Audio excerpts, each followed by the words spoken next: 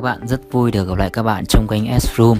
Có lẽ cũng một thời gian rồi mình mới được ngồi nói chuyện với các bạn như này, và mình cũng rất cảm ơn các bạn đã nhớ tới sự có mặt của mình trong thời gian qua.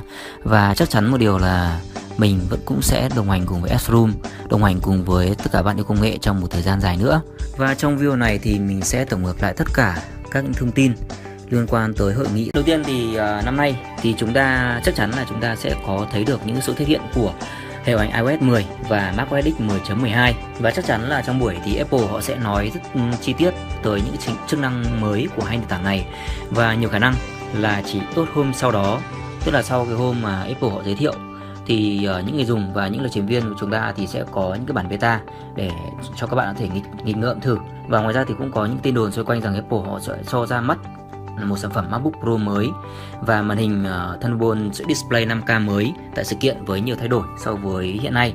Tuy nhiên thì trong video này thì mình sẽ chỉ tập trung là đưa ra những cái thông tin liên quan tới phần mềm thôi.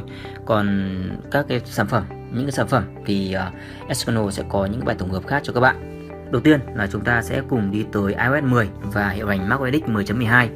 Thì iOS 10 gần như là chắc chắn sẽ có được giới thiệu tại hội nghị này, và nếu như theo thông lệ mọi năm thì chúng ta sẽ sớm có những cái bản beta để trải nghiệm thử nghiệm hệ điều hành này ngay sau cái hôm mà Apple họ giới thiệu, đó là với những thiết bị iPhone, iPod và iPad. Và đối với các cái máy tính MacBook của Apple cũng vậy, chúng ta sẽ có những cái bản beta macOS X 10.12. Tuy nhiên thì cho tính tới ở thời điểm này thì chúng ta vẫn chưa có nhiều thông tin rò rỉ về cả iOS 10 lẫn macOS X 10.12.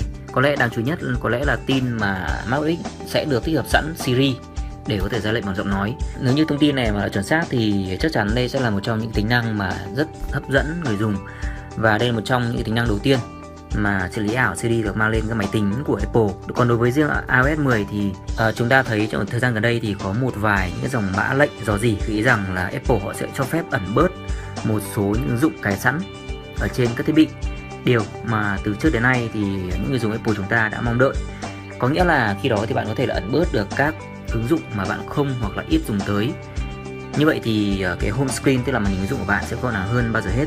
Và tất nhiên thì Apple họ sẽ chỉ cho phép người dùng chúng ta ẩn thôi, chứ chúng ta khó có khả năng không gỡ được hoàn toàn. Bởi vì là bạn phải hiểu là khi mà một cái app hệ thống nó tích hợp thẳng vào hệ thống của iOS thì khi mà chúng ta gỡ bỏ nó có thể sinh ra những lỗi phát sinh không mong muốn.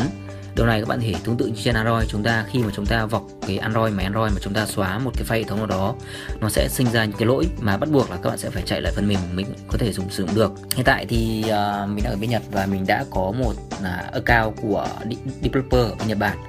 Thì ngay sau khi mà iOS 10 beta ra mắt thì mình sẽ tiến hành update lên ngay để cho anh em có thể thưởng thức được. Tiếp theo một thông tin nữa cũng liên quan tới phần mềm của Apple mà trong những ngày 13, 17 tháng 6 tới đây, đó là thông tin liên quan tới Apple Music. Apple Music có thể coi là một trong những dịch vụ mà cũng được khá nhiều người quan tâm đối với các sản phẩm Apple, và nó được ra mắt vào cuối tháng 6 năm ngoái.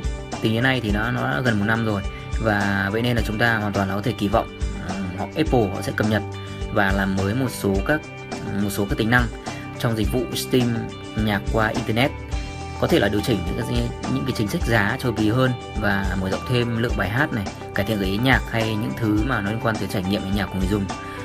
Trong những cái thông tin lần này thì mình nghe tới việc mà Apple họ sẽ đưa ra một vài thống kê liên quan tới Apple Music, bởi từ trước tới nay thì Apple họ rất ít khi công bố những số liệu này. Những thông tin mà người dùng có thể kỳ vọng tới bao gồm có lượng người dùng tích cực hàng tháng này, số lượng các bài hát tổng thời gian mà người dùng streaming trong một ngày hay là một tháng, vân vân. Cái thứ ba, một cái thông tin thứ ba liên quan tới cái phần mềm, đó là việc cải tiến cái tính năng HealthKit, HomeKit và Swift 3.0. Cái này thì nó sẽ liên quan tới nhiều tới lập trình viên hơn. Và trong cái hội nghị lần này thì sẽ có những cái bộ framework mới sẽ được nâng cấp, và HealthKit là một trong những cái bộ khung chuyên về sức khỏe và nó có thể tích hợp vào những thiết bị đeo tay, smartwatch, và HomeKit nó còn là công cụ giúp kiểm soát nhà thông minh nữa. Còn Swift 3.0 là ngôn lập trình phiên bản mới đang được Apple họ thử nghiệm và chuẩn bị tung ra để thay thế cho phiên bản 2.0 của năm ngoái. Swift 3.0 thì nó một vai trò cực kỳ quan trọng bởi nó là một ngôn ngữ mở. Hiện tại thì IBM đã hợp tác với Apple để dùng ngôn ngữ này có thể lập trình được server, chứ nó không chỉ đơn giản là để viết app iOS hay là macOS X nữa. Biết đâu thì sau này chúng ta sẽ có thể xài Swift cho cả Android lẫn cả Windows Phone thì sao. Và cái Swift này nó có tiềm năng rất là lớn và dễ học, nên những người dùng chúng ta có thể là sẽ được nghe Apple họ nói rất là nhiều về ngữ này, cũng như là cách mà hãng sẽ khai thác để sử dụng nó trong tương lai. Và cuối cùng một thông tin nữa liên quan tới một thuật ngữ rất biệt, nó có tên gọi là AI hay còn gọi là trí tuệ nhân tạo. Như các bạn yêu công nghệ đã biết thì Facebook, Google hay Microsoft thì họ đã đều giới thiệu tới các hệ thống trí tuệ nhân tạo của mình dưới nhiều hình thức khác nhau. Thậm chí là có các hãng họ còn mở bộ máy đó ra cho người ngoài sử dụng nữa. Vậy còn Apple thì hãng sẽ làm gì để với trí tuệ nhân tạo ngoài việc là họ sử dụng cho Siri? Rất có thể là chúng ta sẽ được nghe Apple nói về một sản phẩm trí tuệ nhân tạo của họ, về cách mà hãng ứng dụng nó cho hệ sinh thái phần cứng, phần mềm, cũng như là sẽ hé lộ về những cái thông tin liên quan tới một cái thiết bị xe thông minh trong tương lai chẳng hạn. AI hiện tại đang là một xu hướng và thật khó để Apple họ có thể đứng ngoài cái xu hướng này. Mình nghĩ để mà nói về trí tuệ nhân tạo của Apple, nó sẽ có rất nhiều khả năng liên quan tới việc nhận dạng giọng nói và phân tích hình ảnh. Nhận dạng giọng nói từ trước tới nay vốn là một vấn đề cực kỳ khó xử lý.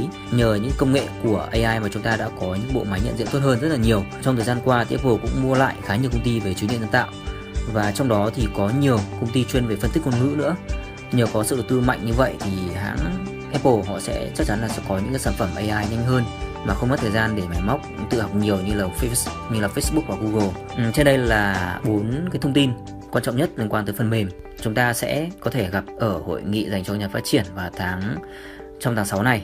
Còn bạn mong chờ gì về phần mềm của Apple? Họ sẽ mang lại gì mới cho người dùng chúng ta? Các bạn có thể để comment phía dưới. Và như thường lệ thì xin hẹn gặp lại các bạn trong các bài liên quan tới phần mềm của iOS một cách sớm nhất. Cảm ơn. Hẹn gặp lại các bạn trong các video sau.